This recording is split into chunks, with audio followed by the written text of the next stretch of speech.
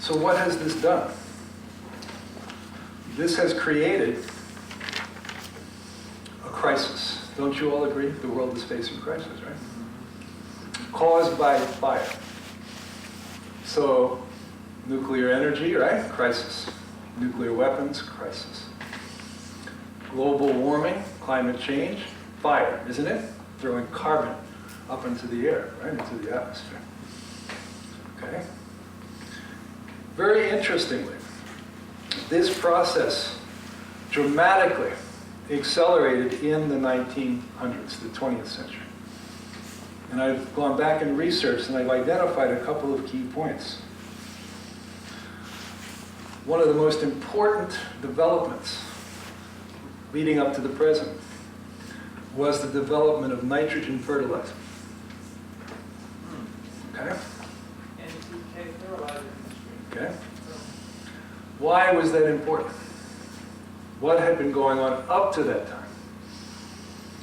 In order to grow crops, like grains, they do what with nitrogen from the soil?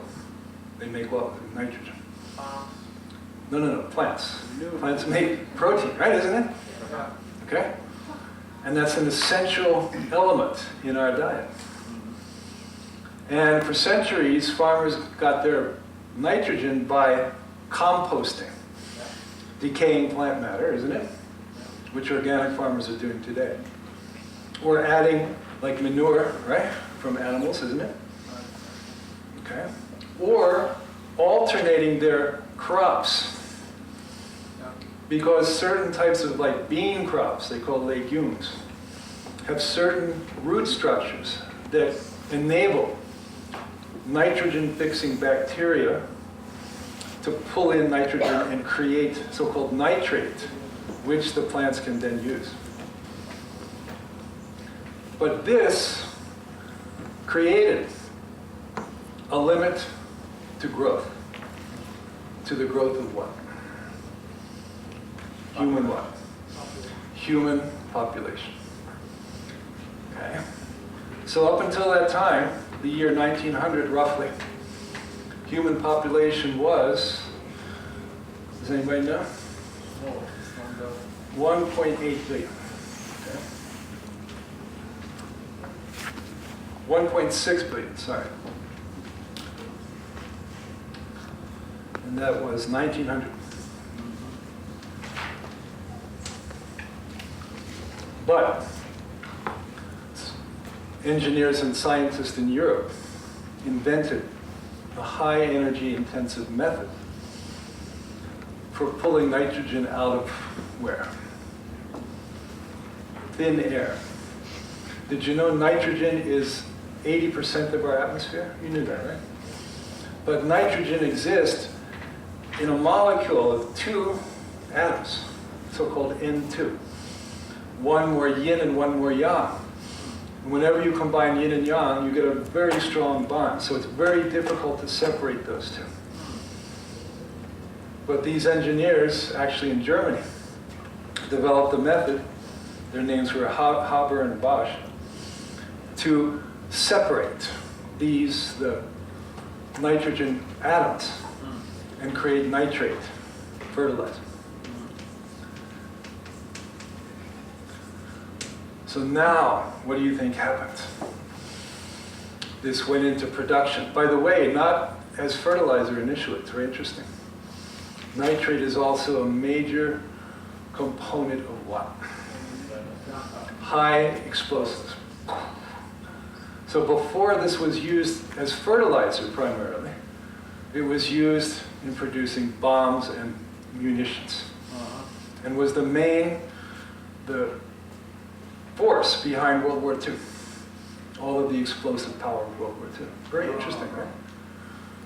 And it was after World War II, America was the leading producer, that the focus shifted. Now we don't need bombs and we don't need munitions.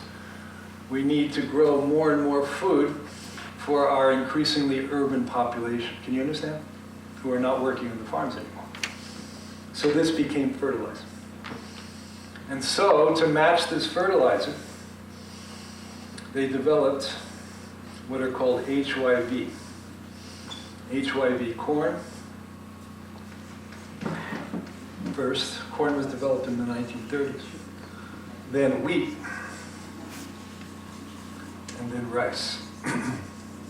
Wheat was more like India and rice was like Asia. Does anybody know what HYV? These match the fertilizer and develop much more quickly, grow much more prolifically. High yield varieties, right?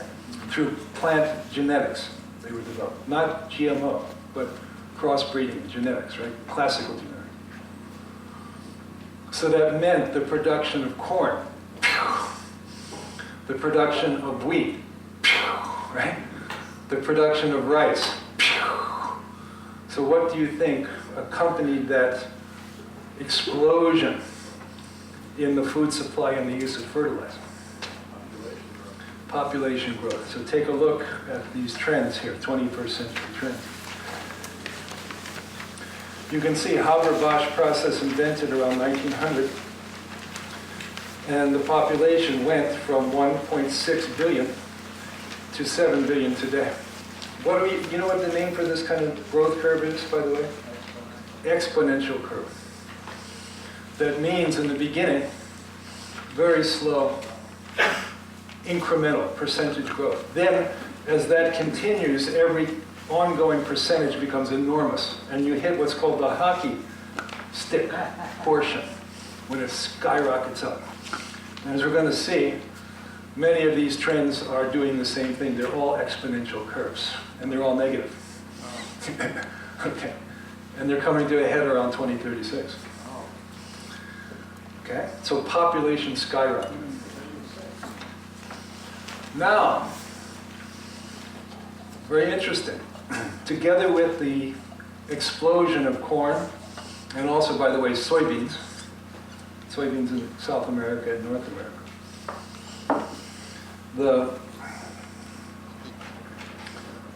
where was that, all of that grain crop, where did it go?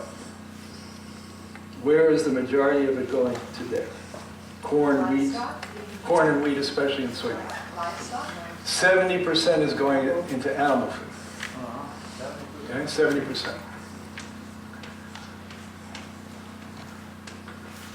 So agriculture itself became totally centralized, more and more large scale, right? Depletion of the soil, depletion of the ecosystem, can you imagine, right?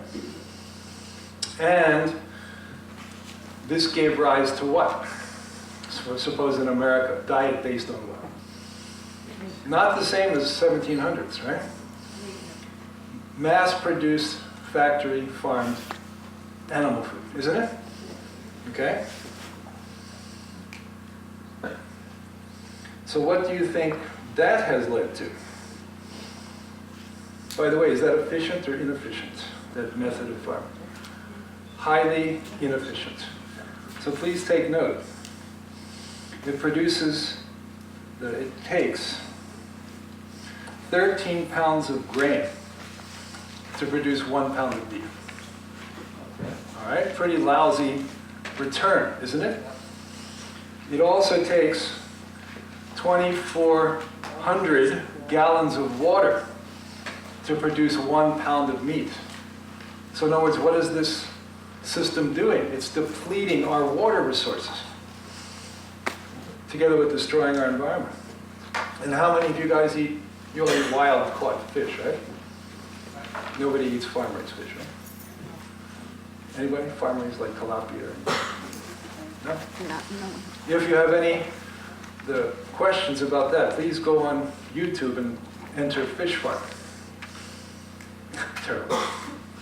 But did you know it takes 5 pounds of wild-caught fish to create 1 pound of farm-raised fish? Did you know that? They're fed wild-caught fish.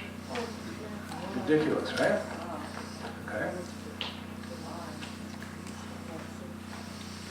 So you can see that because of this, you have a collision coming. The collision is between population growth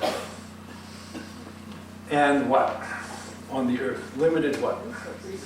Water energy, right, so far, okay, and other resources, okay? So these trend lines all show, for example, rainforest loss. Can you see? This is the same exponential growth. So what happened, right? 1950, and then leading to our present, it went slow, and then boom. Isn't it? The motor vehicles, look at the number of motor vehicles, right? Then boom. Ozone depletion. Okay? The depletion of fish. Okay? Okay? And of course population. All of these trend lines are coming to a tipping point. Also the next page, water. So to produce this highly inefficient food supply, global water is now becoming scarce. And again, that trend line is an exponential growth curve. And you can see fertilizer consumption and population, right? All right. So what does this lead us to? What kind of future do we want?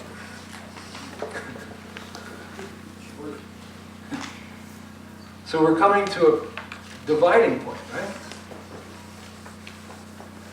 And again, my feeling is all of this, the next 20 years is going to be the deciding 20 years in our entire future, okay? Whether we continue on this earth, because what is the one word that describes all of these modern trends? They are what? Unsustainable, right? Unsustainable. All right, so we're again looking at our cycle, right? All of these trends have led to our current unsustainable way of life.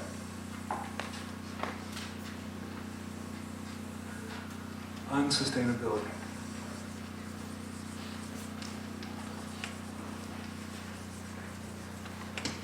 Literally, we can't support it. So what would be inevitable if we do not change? Inevitably what? What comes if we don't change? Collapse, right? By fire. Okay? Okay. So what is our choice? Do we continue along the path of unsustainability? Or do we do what? What degree of change has to take place for us to pass through this crisis and enter the coming age of paradise? This is the greatest opportunity we've ever had, but we have to do what? Create what kind of way of life? Evolution. Sustainable, right? Okay. So just as we're seeing these many negative trend lines, isn't it? Converging. What are we also seeing? New what? New awareness, and you guys are all evidence and part of that, isn't it? Towards sustainability. So many of you have come here to find a sustainable approach to your health and the care of your health. How does that compare to our modern medical system? Completely different, right? And we're not denying modern medicine. But what is one of the most unsustainable features of modern medicine? It's what?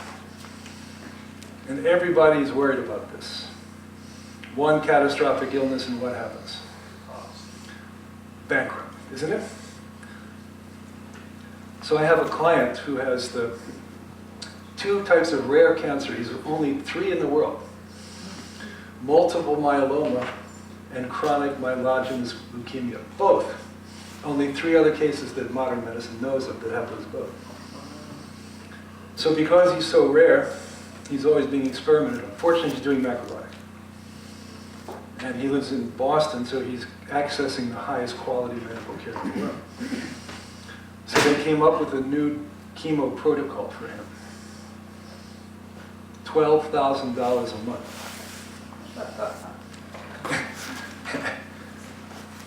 Isn't it? Okay. So clearly, that system, although highly developed, is not sustainable. We're not denying it, but we need something much more down to earth to manage our health. Of course, in an emergency, sure, right? But we need something that we become proactive in. And that, of course, is our macrobiotic approach, right? How about our agricultural approach, our food growing approach? What kind of foods are you guys purchasing? Mostly what? Organic, isn't it? An organic trend is growing tremendously. Right? That is sustainable farming. Not just not using the pesticides and fertilizers, but also rotating crops and practicing very good husbandry, isn't it? So that's sustainable versus our modern agriculture, which is unsustainable. By the way, did you know they're growing rice in New England? We're going to talk about this next week. Rice farming we never thought could happen because of our climate here. But if you're interested, Google Vermont rice. Vermont rice. And also nearby here, in the Pioneer Valley, South River miso. Do you guys know South River miso?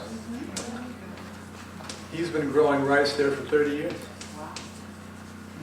In fact, if you go on the Kushi Institute's website and scroll down to video channel, click on, then go over to click on KI students planting rice. We take our level students out there every year to participate in every stage of the rice cycle, from planting in the spring, from admiring and meditating in the flowering summer phase, to actually cutting, harvesting by hand, and then threshing by foot. You'll see some of our well-known macro celebrities out there. Should I tell you who? Yeah. Mr. Alex Jack, is he here? Boldly going into the rice field. And we've actually served that rice at our graduation ceremonies here at the KI. Okay. Very delicious, very different.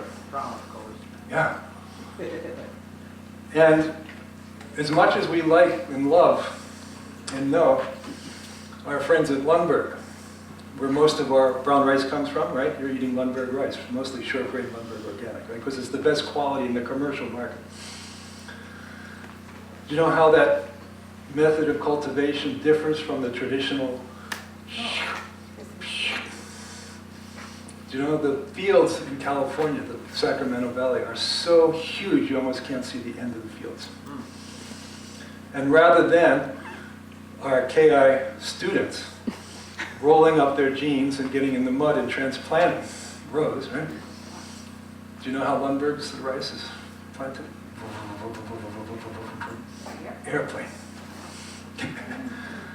And rather than our KI faculty and stacking, right? How it's harvested. Giant combines like wheat in the Midwest.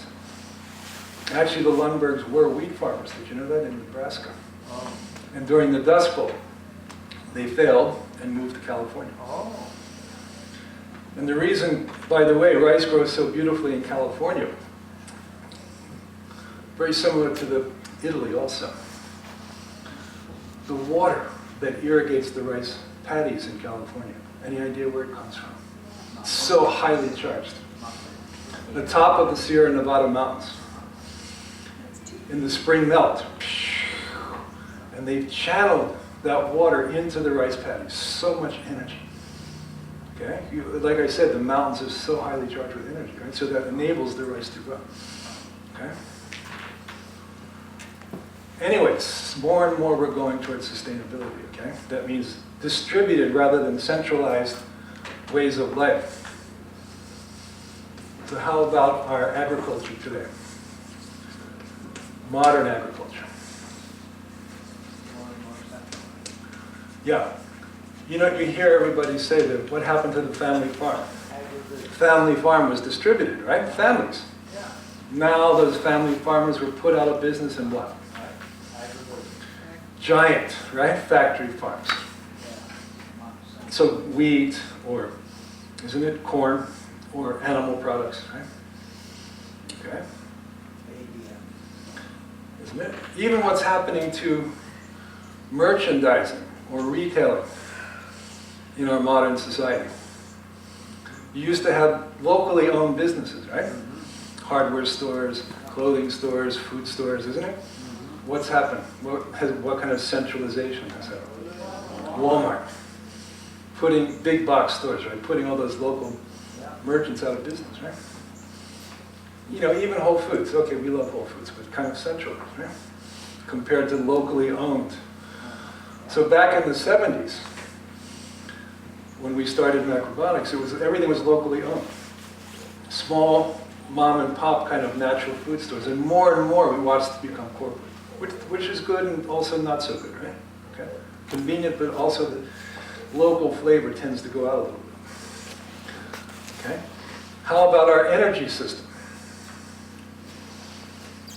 The oil industry, very highly what?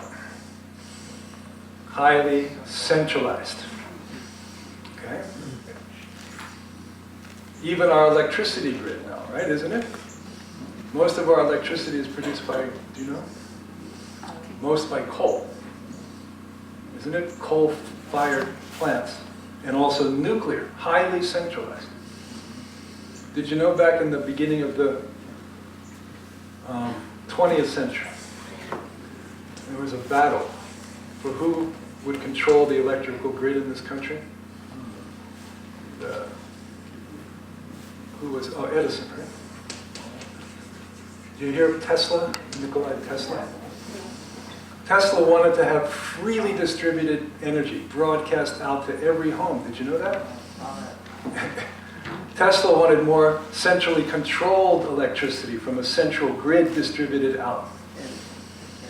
Actually, I was at Tesla's museum in Belgrade, and he has this, there was this like big tube, and it had a ball at the top, and it generated sparks. And we stood there about 5 feet away holding like fluorescent bulbs, and they lit without contact. That's the kind of distribution Tesla wanted, right? But he eventually lost out to Edison. Okay? And he also, there's rumor has it, he once went to a car company in the 1930s, upstate New York. He had them take the gas engine out of the car and put an electric motor in the car. Then he hooked up this box with wires and tubes and just started driving the electric car for 3 or 4 days with no energy other than what was being channeled from the atmosphere into the box. Interesting, right? Okay. So now we're at the transition period between centralized and distributed. As far as the diet is concerned, food is actually the key point.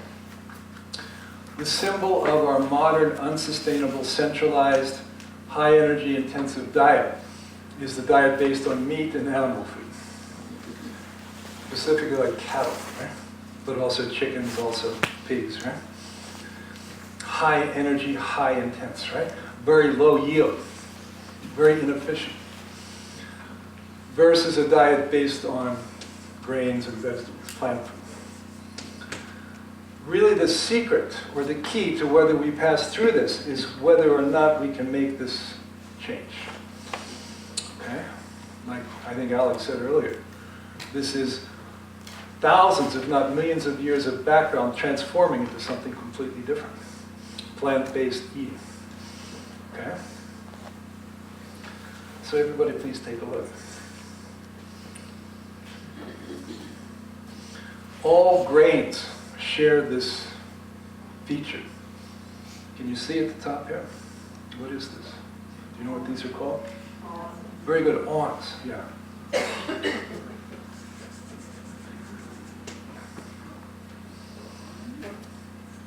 What do these look like?